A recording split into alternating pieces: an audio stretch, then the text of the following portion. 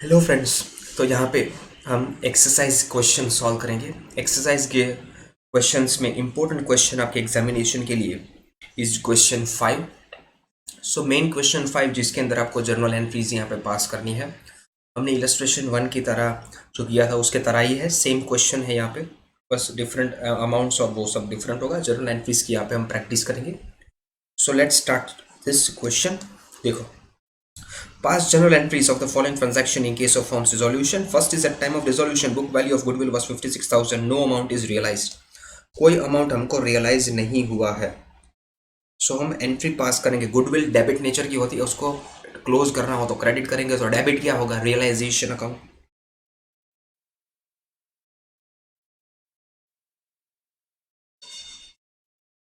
Realisation account debit to goodwill. कितनी amount है? 56,000। 56,000, okay. Next क्या बोला है? तो कि भाई कोई अमाउंट है वो रियलाइज नहीं हुई है। कोई अमाउंट इसको रियलाइज नहीं हुआ है, गुडविल की कोई अमाउंट रियलाइज नहीं हुई है। तो सेकेंड एडजस्टमेंट के लिए there will be no entry. कुछ रियलाइज ही नहीं हुआ है तो कोई एंट्री हम पास नहीं करेंगे। Are we clear? Okay. Next question 2 के बारे में बात करें। Sub question 2, in the balance sheet land and building is of 8 lakh and investment 2 lakh के। इसको क्लोज कर रहे हो तो इसको क्रेडिट करेंगे, डेबिट होगा realisation account. So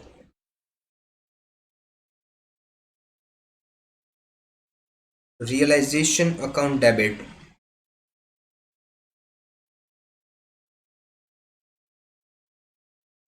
to land and building account and to investments account।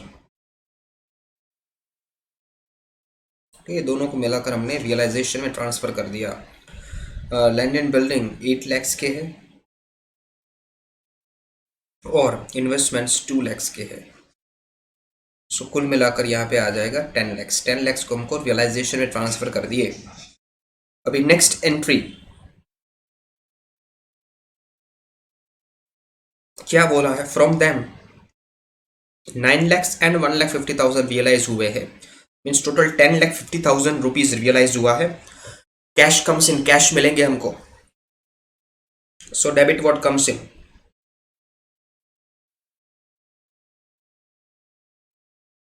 Cash और बैंक अकाउंट डेबिट कितना? तो भाई 10,50,000, ओके। एंड टू क्या होगा? तो भाई रियलाइजेशन अकाउंट कितना अमाउंट? Again 10,50,000, okay. सो इस तरह से यहाँ पे एंट्री पास करेंगे। Coming to next question 3। Screen को मैं बड़ी करता हूँ यहाँ पे, ओके। क्वेश्चन 3 में क्या बोला है? So total assets of the firm are 2 lakhs, out of which 40% are current assets including cash of rupees 10 lakhs, 10,000 sorry। so 40% current assets है। सो 2 lakhs का 40% दैट इज 80,000। 80,000 में से 10,000 कैश है तो 70,000 करंट असेट्स बचे। ओके, करंट असेट्स को close करना है। करंट असेट्स को क्लोज करना है। सो यहाँ पे टू करंट असेट्स, देखो एक बार फिर से 2 लाख का 40% करंट असेट्स है, मीन्स 80,000 के करंट असेट्स है। लेकिन इसमें से 10,000 तो कैश है। तो करंट असेट्स एक्चुअल में कितने बचे? 10,000 माइनस कर दे तो 70,000 बचेंगे, उसको क्लोज कर देंगे। ओके। एंड नेक्स्ट तो बाकी के 60% will be fixed assets, non current assets.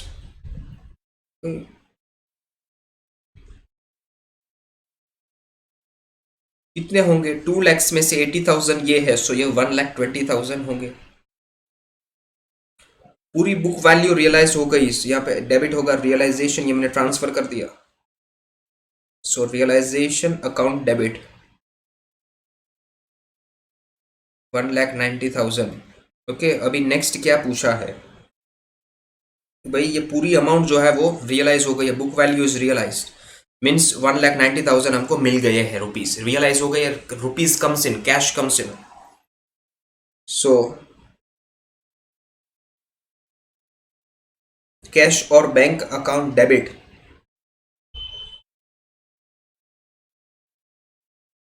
1,90,000 to realisation. Okay, realisation पहले डेबिट था, क्लोज कर देंगे क्रेडिट करके, realisation.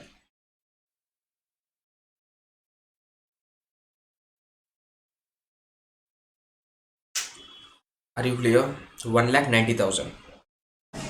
Next question, coming to question 4. Goodwill is not disclosed in the book, but 50,000 are realized during dissolution. Goodwill को हमने disclose नहीं किया, लेकिन 50,000 मिले, 50,000 मिले, that is cash comes in. So entry will be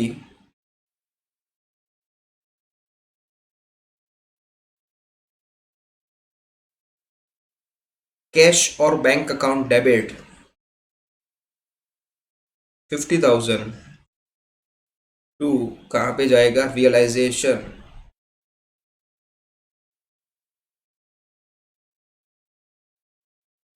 Okay,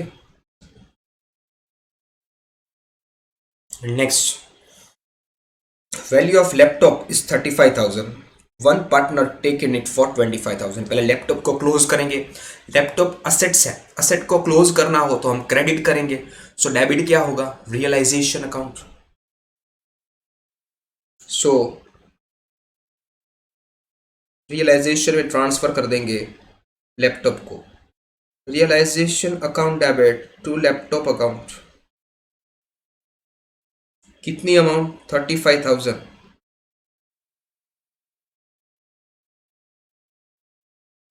okay, next कौन ले गया, तो भाई एक पार्टनर ले गया है फॉर 25,000। सो रियलाइजेशन डेबिट किया था, क्रेडिट करेंगे, सो डेबिट क्या होगा, partners capital account.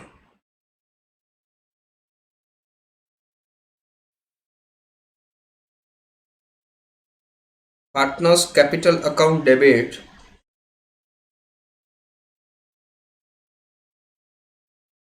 To realisation account, कितने में ले गया, 25,000 में।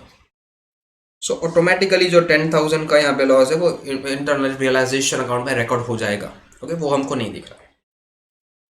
Okay, moving for the question 6, partner is accepted to pay loan of his श्रीमती, उसकी वाइफ की लोन है 40,000 की, उसको एक्सेप्ट कर दिया। ओके, पे करने के लिए एक्सेप्ट कर दिया, सो लोन रियलाइजेशन अकाउंट में चली गई होगी, मीन्स लोन टू रियलाइजेशन, तो रियलाइजेशन क्रेडिट होगा, अब इसको डेबिट करेंगे। सो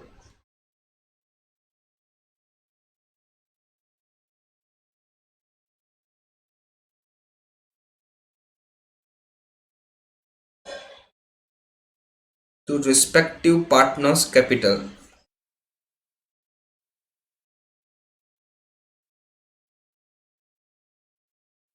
के कितनी अमाउंट, 40,000। Are you clear? अभी next, income tax liability is payable of 30,000 not recorded in the book, 30,000 cash goes out, cash goes out, credit।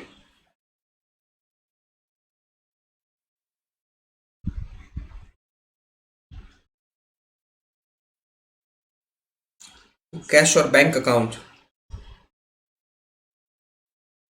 Debit क्या होगा, तो भाई रियलाइजेशन का खर्चा है, realisation account debit. Okay,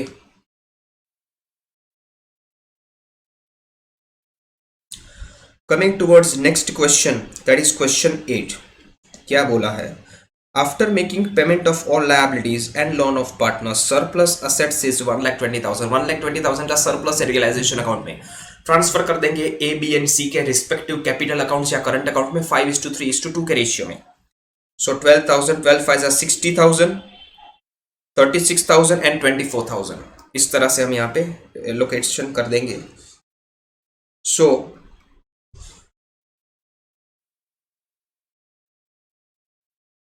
realisation account debit 1,20,000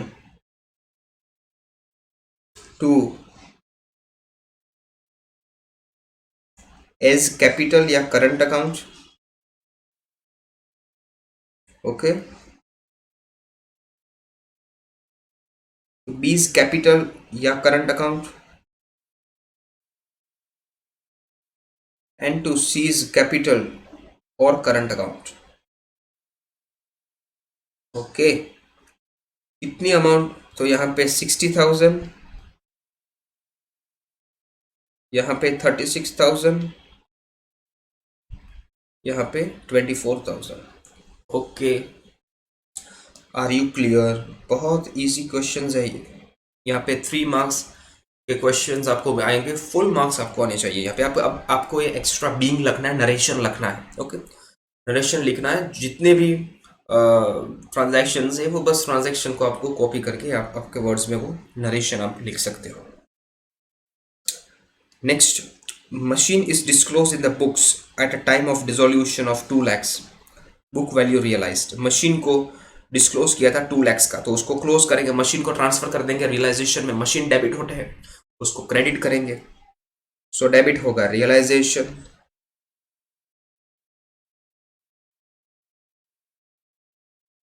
realisation account debit to machine account.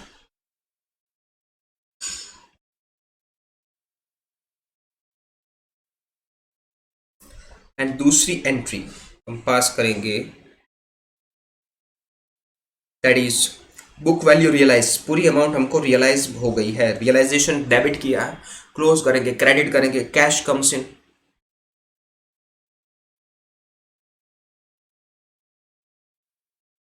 So cash और bank account debit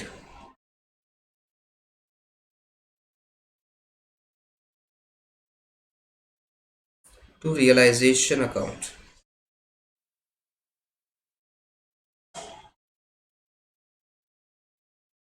okay, complete.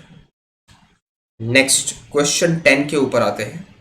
One partner has accepted the responsibility to undertake dissolution procedure. In return of it, he decided to pay the remuneration of 20,000 on account of expense.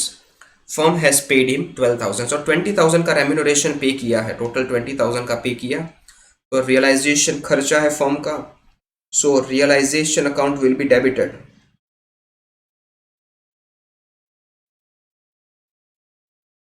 कितनी amount? 20. देखो यहाँ पे आप separate entry भी कर सकते हो, हम कंबाइन एंट्री पास करेंगे. 20,000 का अमाउंट हमने डेबिट किया. यहाँ पे देखो पे कर दिया है हमने 12,000 फर्म ने पे कर दिया. सो टू कैश और बैंक अकाउंट इतना तो चला गया, इतना चला गया 12,000. सो बाकी का जो 8,000 है वो कहाँ पे क्रेडिट करेंगे? तो पार्टनर्स कैपिटल अकाउंट में. So to partners capital account. Okay, to partners capital account. तो इस तरह से यहाँ पे आपको एंट्री करनी है, कंबाइन एंट्री आप कर सकते हो. Coming towards next question 11. There are debtors of 1,20,000 and creditors of 60,000. इसको पहले क्लोज करेंगे. डेटर्स को क्लोज करने हो सो रियलाइजेशन अकाउंट्स ट्रांसफर करेंगे रियलाइजेशन में. Realisation account debit to debtors account. Are you clear? कितनी amount? 1,20,000. 1,20,000. Are you clear? Next entry हम क्रेडिटर्स के बारे में बात करेंगे अभी. क्रेडिटर्स अकाउंट को अगर क्लोज करना हो सो डेबिट होंगे. क्रेडिटर्स अकाउंट डेबिट कहाँ पे चले जाएंगे? तो टू रियलाइजेशन अकाउंट. कितने के क्रेडिटर्स हैं? 60,000 के. ओके.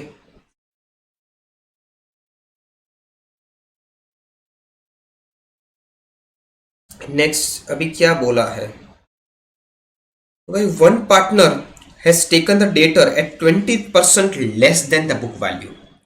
1,20,000 का 20% होता है 24,000, तो 24,000 कम अमाउंट में वो ले गया डेटर्स को, मीन्स यहाँ पे रियलाइजेशन डेबिट हुआ है तो हम क्रेडिट करेंगे। ओके, सो डेबिट क्या होगा, partners capital account.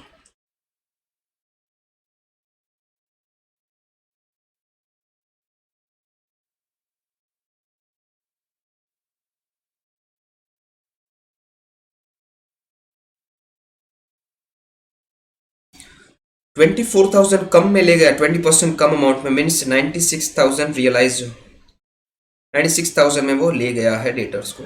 Okay,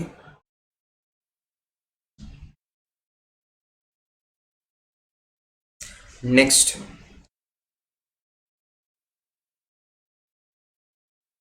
we are talking about creditors. Creditors accept कर दिया पे करने के लिए, सो यहाँ पे रियलाइजेशन डेबिट होगा,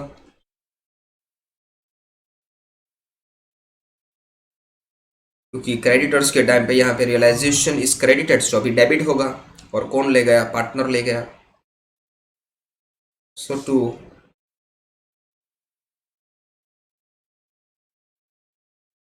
पार्टनर्स कैपिटल अकाउंट कितने, तो भाई बुक वैल्यू मीन्स जो है वही ले गया है, book value that is 60,000। Okay, last sub question of question 5, profit loss sharing ratio between RB and I is 3:2:1. Undertake the disposal of the following balances. General reserve, देखो general reserve credit nature के होते हैं, debit balance यहाँ पे बोला ही है, सो ये debit nature के होते हैं। और वर्कमैन एक्सीडेंट कंपेंसेशन फंड ये भी क्रेडिट नेचर के होते हैं। तो किस तरह से करेंगे, पहले क्रेडिट नेचर को हम डिस्ट्रीब्यूट कर देंगे। ओके, सो यहाँ पे 18,000 और 18,000 ये क्रेडिट है, क्लोज करना हो तो डेबिट करेंगे। सो general reserve account debit,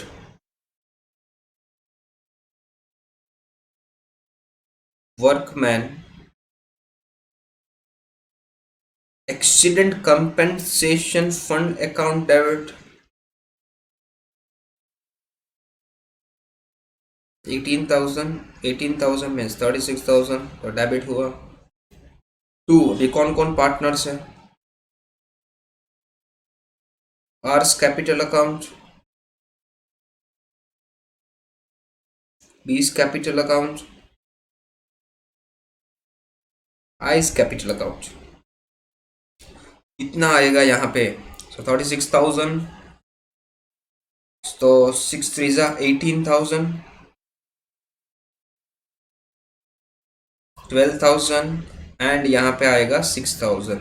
okay, देखो ये हमने जो क्रेडिट नेचर के बैलेंसेस से उसको ट्रांसफर किए, अभी जो डेबिट नेचर का है दैट इज ये debit balance of profit and loss account, उसको ट्रांसफर करेंगे।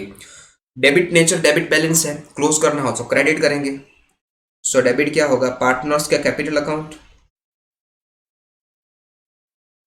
सो R capital account, E's capital account and I's capital account.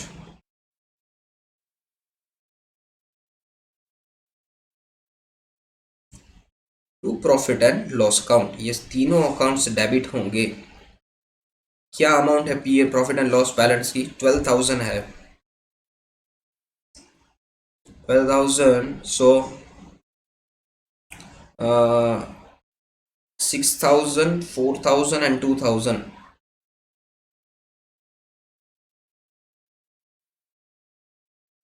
ये क्लियर, सो इस तरह से यहाँ पे डिस्ट्रीब्यूशन होगा। With this we are completing question 5, जो मेन एक्सरसाइज क्वेश्चन 5 है वो हम यहाँ पे कंप्लीट कर रहे हैं। एक बार आप जाके सारे के सारे जो ट्रांजैक्शंस है, सारे के सारे जो क्वेश्चंस है उसको गो थ्रू कीजिए एंड फिर अपने दिमाग से जर्नल एंट्रीज फॉर्म करना सीखिए एंड फिर इसको सॉल्व कर लीजिए और यहाँ से आप टैली कर सकते हो। सारा का सारा लॉजिक आपको समझ में आ जाना चाहिए, कंसेप्चुअल क्लैरिटी आपको होनी चाहिए, सो कोई भी जर्नल एंट्रीज हो वो आप बना सकोगे अपने आप। So that is all for it, thank you.